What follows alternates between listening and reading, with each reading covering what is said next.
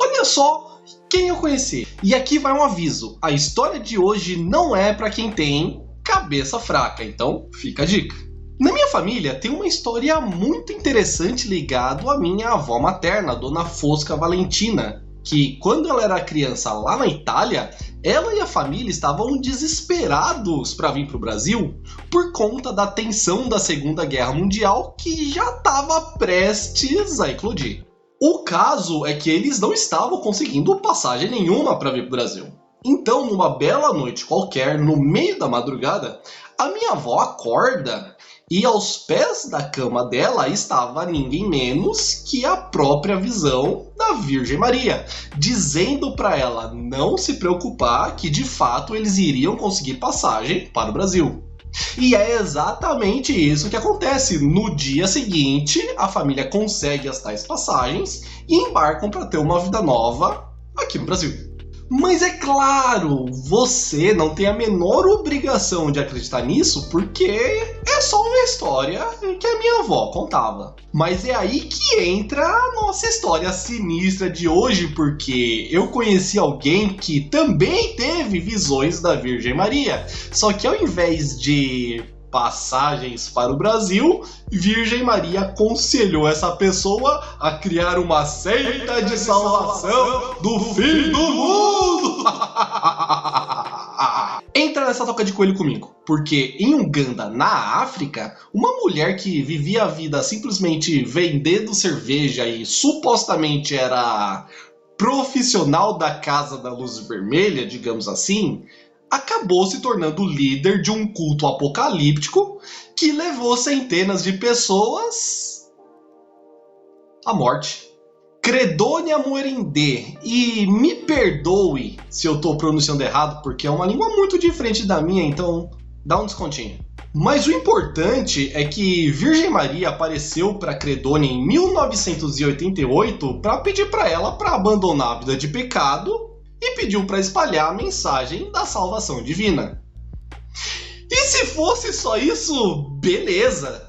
O problema é que depois dessa primeira aparição, outras começaram a surgir, onde a Virgem Maria passava mensagens muito claras sobre arrependimento, obediência, sobre os 10 mandamentos e sobre o que mais mesmo? O apocalipse iminente! Sim!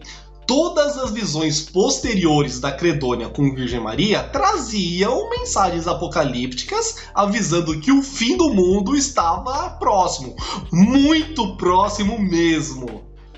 As visões da Credonia com Virgem Maria também traziam a promessa da segurança dos fiéis que obedecessem e seguissem estritamente as ordens do movimento e que esses seriam sim protegidos do terrível fim.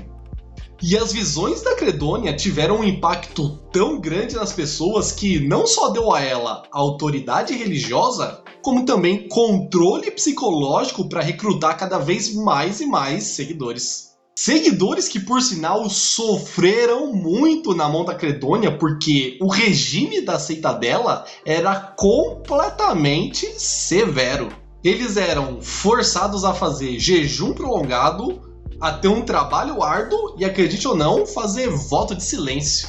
E o controle psicológico da Credonia em cima dos seguidores era tão profundo que eles não eram só isolados do mundo exterior sem poder ter contato com suas famílias, como eles eram constantemente ameaçados com as visões do fim do mundo. Aliás, diga-se de passagem que essas visões apocalípticas eram tão bem detalhadas, tão bem descritas pela Credonia, que deixavam os seguidores em completo terror.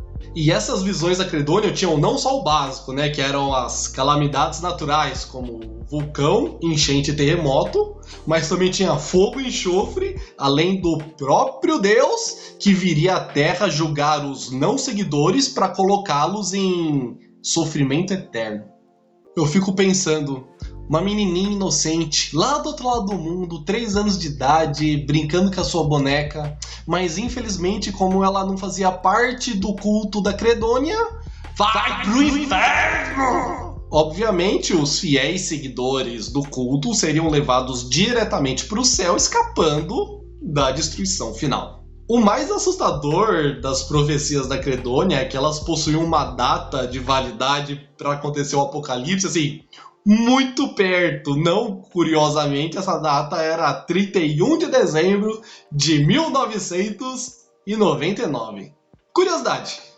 Um monte de profecias do apocalipse giravam em torno da data de 31 de dezembro de 1999. Não só como, por exemplo, as profecias de Nostradamus, mas também a mais conhecida de todos, que era o bug do milênio.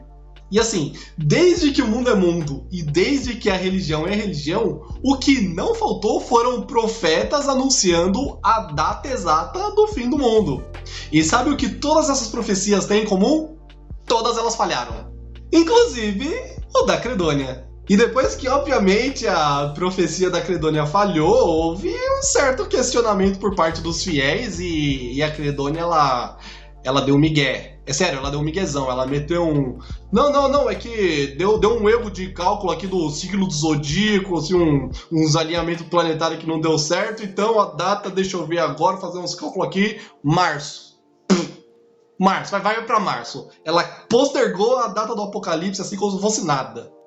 Mas é aqui que a história fica pesada, porque em março de 2000, estima-se que entre jovens, idosos e crianças, morreram entre 700 e 1.000 pessoas.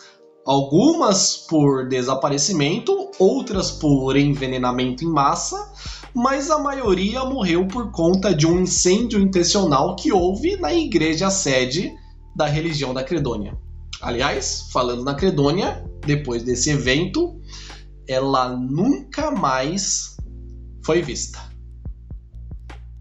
Até a próxima!